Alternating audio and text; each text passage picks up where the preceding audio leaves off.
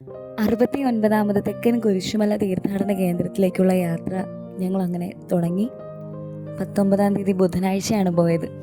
കഴിഞ്ഞ 3 വർഷവും ഞാനും ജിഷയും കൂടിയാണ് മലകയറാൻ പോകുന്നത്. ഇപ്രാവശ്യവും ഞാനും ജിഷയും കൂടി മാതാവിനെ കണ്ടു, മാതാവിനോട് പ്രാർത്ഥിച്ചു.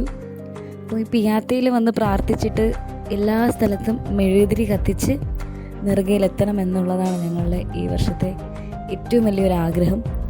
എല്ലാ വർഷവും മാക്സിമം ഞങ്ങൾക്കത് സാധിക്കാറുണ്ട്.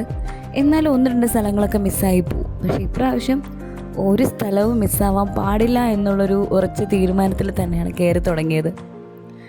ഭയങ്കര ബ്ലെസ്ഡ് ആയിട്ട് തോന്നി ഓരോ സ്ഥലങ്ങളിലും. അതായത് വരുന്ന വിശ്വാസികൾക്ക് വേണ്ടിയിട്ടുള്ള ഓരോ മാതാവിൻ്റെ സ്പേസ് ഉണ്ടായിരുന്നു, ഒരു ചാപ്പൽ ഉണ്ടായിരുന്നു.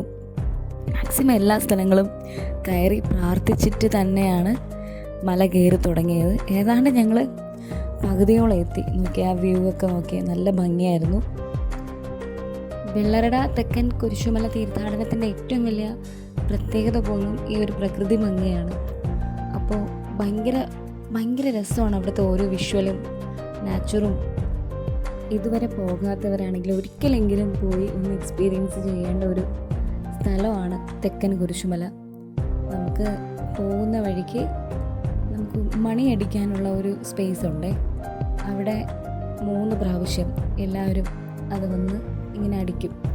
ആ ശബ്ദം നമുക്ക് താഴ്ന്ന് കയറുന്ന സമയത്ത് കേൾക്കാൻ പറ്റും, മുകളിൽ നിന്ന് ഇറങ്ങുന്ന സമയത്തും കേൾക്കാൻ പറ്റും. അത് ശരിക്കും ഏകദേശം ഒരു മലയുടെ പകുതി ഭാഗം നമ്മൾ എത്തിയെന്നുള്ളതിൻ്റെ ഒരു തെളിവാണ്. അത് ഭയങ്കര രസമാണ് അതൊക്കെ. ഞാനും ജിഷയും കൂടിയുള്ള 4ാമത്തെ പ്രാവശ്യമാണ് ഈ മലകയറ്റം. അപ്പോൾ ശരിക്കും പറഞ്ഞു കഴിഞ്ഞാൽ അവളെനിക്ക് ഭയങ്കര സപ്പോർട്ടീവായിട്ട് നിന്നു, ഞാനും അവൾക്ക് നല്ല സപ്പോർട്ടീവായിട്ട് നിന്നു. നല്ല ഹാപ്പി ആയിട്ട് ഞങ്ങൾക്ക് മല കയറാൻ പറ്റി. അത് ഭയങ്കര ബ്ലെസ്സിങ് ആണ്.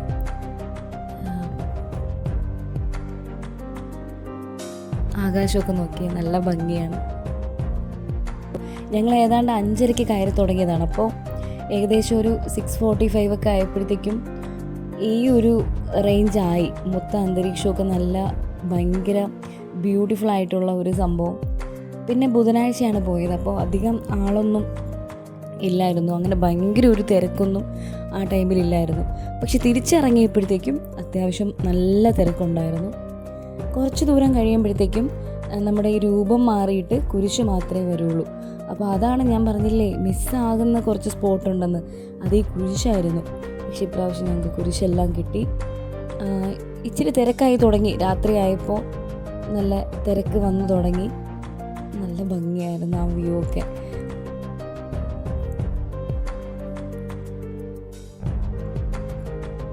നമ്മൾ നെറുകയിലേക്ക് ഏകദേശം അടുക്കാറായി. കുറച്ച് ദൂരം കൂടെ ഉള്ളത്. ആ കാണുന്നതാണ് ഞങ്ങളുടെ ലക്ഷ്യസ്ഥാനം. ഇതിൽ ഏറ്റവും വലിയൊരു ബ്ലെസ്സിങ് കിട്ടിയത് എനിക്ക് അവിടെ പാടാൻ പറ്റി. അവിടുത്തെ കുർബാന കാണാൻ പറ്റി. കുർബാന കാണാൻ പോയപ്പോഴത്തേക്കും പാടാൻ പറ്റി. വായന വായിച്ചു. അതൊക്കെ ഒരു ഇരട്ടി മധുരമായിരുന്നു. ഭയങ്കര ഹാപ്പിയായി. അവകാശിയാകും എന്ന വാഗ്ദാനം അബ്രഹാത്തിനോ അവന്റെ സന്തതിക്കോ ലഭിച്ചത് നീതിയിലൂടെയാണ്. അതിനാൽ വാഗ്ദാനം നൽകപ്പെട്ടത് വിശ്വാസത്തിന്റെ അടിസ്ഥാനത്തിലാണ്. നിന്നെ എനിക്കെന്തൊരിഷ്ടം, ഈശോയേ നിന്നെ എനിക്കെന്തൊരിഷ്ടം, എൻ ജീവിതം നിന്റെ ദാനം, എൻ സർവ്വവും നിന്റെ. ഈശോയേ നിന്നെ എനിക്കെന്തൊരിഷ്ടം. ഞങ്ങൾ എല്ലാ വർഷവും കുറച്ച് നേരം ആ പാറപ്പുറത്ത് കയറി ഇരിക്കാറുണ്ട്. ഈ വർഷവും അതേപോലെ തന്നെ പാറപ്പുറത്ത് കയറിയിരുന്നു. വലിയ പാറയിൽ ശരിക്കും ആൾക്കാരുണ്ടായിരുന്നു. അതുകൊണ്ട് ഞങ്ങൾ താഴെയാണ് വന്നിരുന്നത്. ഭയങ്കര കാറ്റായിരുന്നു. ഭയങ്കര ഒരു ഫീലായിരുന്നു ആ സമയത്ത്. ഞങ്ങൾ മല കയറി കുറേ നേരം ദിവ്യബലി കണ്ടു. പിന്നെന്താണ് തിരിച്ചിറങ്ങി താഴെ എത്തിയപ്പോൾ അങ്ങ് ഗത്സമനിലുള്ള ലൈറ്റിങ് കാര്യങ്ങളൊക്കെയാണ് കേട്ടോ ഈ കാണുന്നത്. ഈ വർഷത്തെ തീർത്ഥാടനവുമായിട്ട് ബന്ധപ്പെട്ട് ഞാനൊരു 6 ദിവസം കുരിശുമലയിൽ പോയി. മാതാവേ, ഞങ്ങൾ തിരിച്ചു വന്നു, താങ്ക് യു സോ മച്ച്. അപ്പോൾ 6 ദിവസം പോയി. അതിൽ മല കയറാൻ വേണ്ടിയിട്ട് ബുധനാഴ്ച പോയി. നല്ല ഹാപ്പി ആയിട്ട് ഒരു പാനിപ്പൂരിയൊക്കെ കഴിച്ചു. നൈറ്റ് ഒരു 12 മണിയോടെ വീടെത്തി. 11 മണിക്ക് ഞങ്ങൾ താഴെ എത്തി, 12 മണിക്ക് വീടെത്തി. അപ്പോൾ അത്രയേ ഉള്ളൂ. Thank you so much.